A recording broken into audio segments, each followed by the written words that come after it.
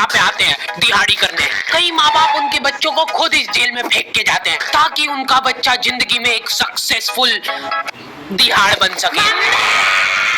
दरिंदे रोक दे बेटा। मैं अपनी दिहाड़ी करने वैन से जाता था। हमारी वैन वाले ड्राइवर का नाम था भैया जी और उसकी वैन का नाम था मैजिक, जिसका हर दूसरे दिन टायर पंचर हो जाता था। बच्चे लोग स्कूल जाके पढ़ना सीखे ना सीखे, टायर पंचर बनाना जरूर सीख जाते थे। लेकिन भैया जी से मेरा अलग अटैचमेंट था।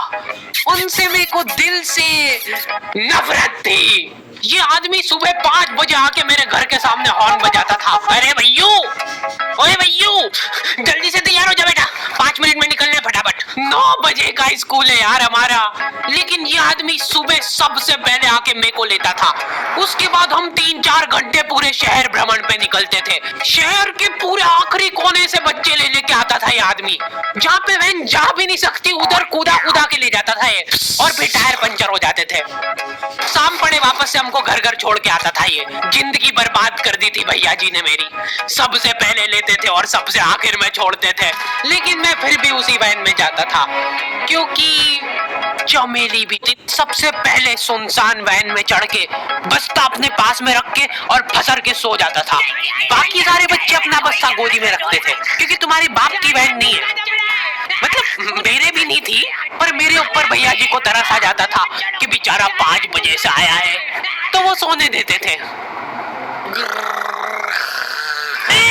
अरे कैसे चला रहा है ये गाड़ी? रुक जा, गाड़ी चलाना नहीं आती क्या? देखो, आदमी इतना तभी चिढ़ता है जब उसकी जिंदगी में कोई लड़की ना हो। नहीं है ना? नहीं, मैं समझ सकता हूँ लड़की ना होने का दुख दर्द। मैं भी किसी जमाने में लड़कियों की तलाश में गली मोहल्ले भटकता था। फिर एक दिन मेरे पास से वो निकली। जैसे ही मैंने हैपन खोल के देखा, उसकी आईडी मेरे फोन पे चमक रही थी। हैपन ये एक रियल लाइफ डेटिंग ऐप है। यहाँ पे तुमको वो लोग मिलेंगे जो तुम्हारे आस पड़ोस से निकले हो कभी न कभी।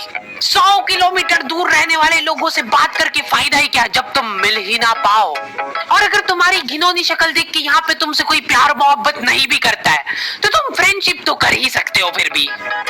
So go and check it out happen. Link is in the description. लेकिन मैं सोता नहीं था। मैं आंख बंद करके चमेली के घर का इंतजार करता था।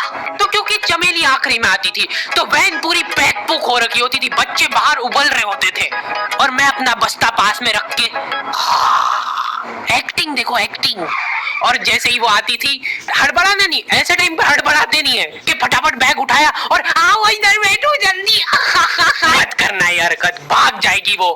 धड़क नहीं झलकना चाहिए जरा सी भी। कौन सी नशीली खट्टी है कहाँ से? जैसे ही मैं बाहर जागता हूँ, मरा हुआ कुत्ता पड़ा है वहाँ पे। एक काली कार सूख करके निकली और मेरे बच्चे को मार दिया। कैसे करके निकली? शूक। ऐसे नहीं निकली थी, मैं यहीं पे खड़ा था, वो कार आई थी और जैसे ही वो बच्चा नीचे आया तब वो खड़ा, वो बच्चा चिल्लाया और फिर कार करके भाग गई। उधर कुछ बच्चे ऑटो रिक्शा से भी आते थे स्कूल। ऐसा लगता था कि पूरे स्कूल के बच्चे इस एक ऑटो रिक्शा में ठूस ठूस के ले जाता है वो। ऑटो वाले और भैया जी दोस्त थे और अब ये बीच सड़क पे रेसिंग लगवा रहे हैं। इनकी गाड़ियां उबला रही है बच्चों से, पहले भी नहीं मान रहे ये लोग। स्कूल जाके वो पीछे मुलट के देख रहा है तो एक बच्चा नहीं बचा उसके ऑटो रिक्शा में। हमारे भैया जी बेचारे पीछे से उनके गिरे हुए बच्चों को उठा उठा के ला रहे थे। ये सब हरकतें करके हम लोग जैसे तैसे कैद खाना पहुंच जाते हैं। सुबह 5 बजे से निकलने के बावजूद हम लोग लेट पहुंच रहे हैं वहाँ पे पहुंच के हमने देखा कि 4 लौंडे मरे हुए पड़े हैं जिनको डॉन ने मारा है। डॉन हमारे स्कूल की इंचार्ज थी। डॉन का कद छोटा था और पेट मोटा था और आश्चर्य की बात यह है कि समय के साथ उसकी हाइट कम हो रही थी। मतलब बड़े नहीं बड़े वो चलता है एक बार को, पर इसकी कम हो रही थी।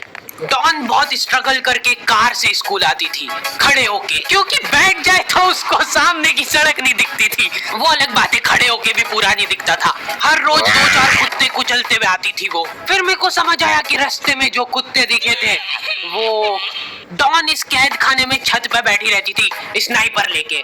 कोई भी कैदी कुछ गलत गतिविधि करता हुआ दिखता था तो वहीं पे, मैडम इनकी लाश का क्या करना है?